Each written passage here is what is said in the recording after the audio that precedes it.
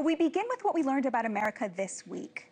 President Trump's strikes on Iran have been wildly successful. In just the first 8 days, we managed to achieve complete air superiority over Iran, and we are taking out their missile launchers one by one with the help of the Israelis. The stated goal of the operation, repeated frequently by the President, Secretary of War Pete Hegseth, and Secretary of State Marco Rubio, is protecting us, our kids, and our grandkids from a nuclear Iran. But if we've learned anything about this president, it's how deeply intertwined his domestic agenda is with his foreign policy, and that is true of the strikes in Iran as well. Trump is restoring America as the world's only superpower, kneecapping China with its aspirations to replace us. He's bringing back the absolute dominance of the petrodollar, destroying the dreams of our adversaries. And while gas prices are up right now, prior to the military attack on Iran, Trump created a protective economic shield around the Western Hemisphere to mitigate major fallout.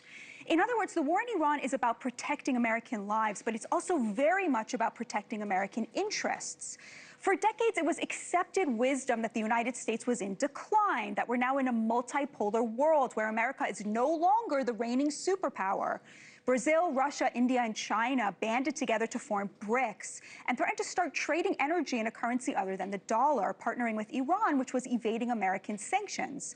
But over the last 3 months, the president just knocked the winds right out of the sails of that whole angry scene. All week, Democrats have been bemoaning this as another Iraq. But actually, it's not. It's much closer to Trump's operation in Venezuela, an oil-rich country, part of a network belligerent to our lives and our interests that was financing terrorism and undermining the United States across the globe.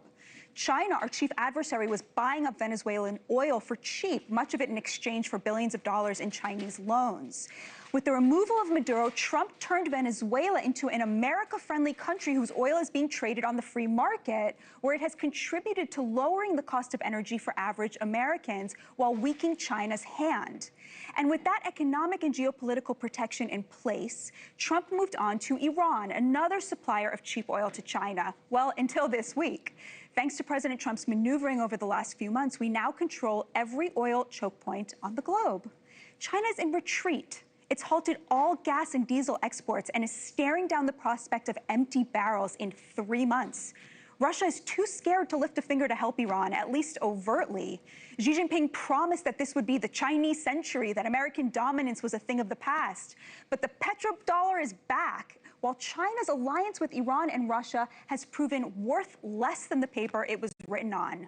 Thank you for watching. Subscribe below and download our NewsNation app right now on your phone, and you will get fact-based, unbiased news for all Americans.